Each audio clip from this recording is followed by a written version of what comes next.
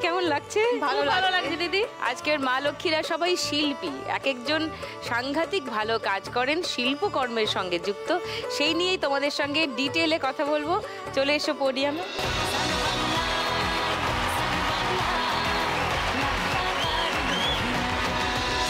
দীপালি। নমস্কার সুদীপ্তা দি, আমার নাম দীপালি পাল। আমি এসছি কৃষ্ণনগর ঘূর্ণি থেকে। আমি একজন মৃৎশিল্পী।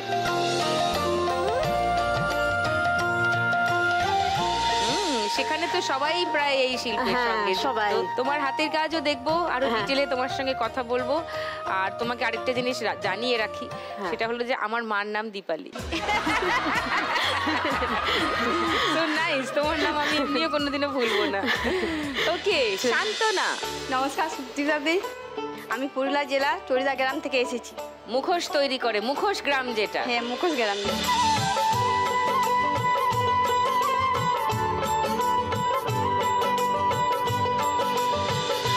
তুমি কি মুখোশ বানাও না বিক্রি করো?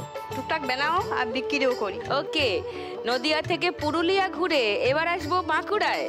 নমস্কার। নমস্কার সুদীপ্তা দি, আমার নাম হচ্ছে উর্মিলা কুম্ভকার। আমি বাঁকুড়ার পাঁচমোড়া গ্রাম থেকে এসেছি। পাঁচমোড়া তো ভীষণই বিখ্যাত জায়গা, এবং সেখানেও তো সব ঘরেই শিল্পীদের বাস, তাই না? টেরাকোটার শিল্পী, টেরাকোটার শিল্পীদের দোকান, সব কটা মন্দিরের সামনে সামনে বাঁকুড়ার কত এই মৃৎশিল্পের বড় বড় দোকান। আর বাঁকুড়ার ঘোড়া তো এখন বিশ্ববিখ্যাত, জিআই ট্যাগও পেয়ে গেছে রিসেন্টলি। তোমাদের সঙ্গে আরো ভালো করে আলাপ করব। এই খেলাটা দেখো তোমরা? হ্যাঁ, ফার্স্ট রাউন্ডে তো অনেক রকম খেলা হয়। আজকে খেলবো 3 শিল্পী মা লক্ষ্মীর সঙ্গে। ফার্স্ট রাউন্ডে খেলা নোট দিয়ে যায় চেনা।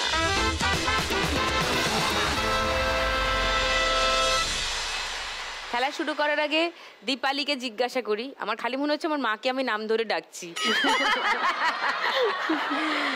দীপালিকে জিজ্ঞাসা করি, তুমি এই মাটির পুতুলের কাজ কতদিন ধরে করছো? আমার বিয়ে হয়েছে 14 বছর। সেই তারপর থেকে আমার শাশুড়ি মায়ের সাথে আমি কাজ করা শুরু করেছি। মানে তোমার শ্বশুর বাড়ি এই কাজে? শ্বশুর বাড়ি এই কাজের সাথে যুক্ত। আচ্ছা, কেমন লাগে? কি কি করো? এই এখানে আছে এইসব পুতুলগুলো করি, আরো দেখি আরো আছে।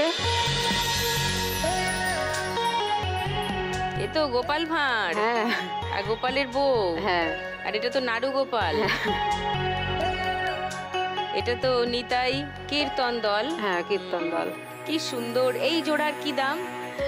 এইগুলো 150 টাকা জোড়া।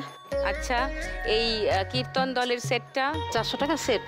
আচ্ছা, নাড়ু গোপাল ওটা 100 টাকা। তো তুমি এগুলো তৈরির কাজ করো না রং করো না বিক্রি করো? তৈরি করি, রঙও করি, আবার দোকানেও বসতে হয়।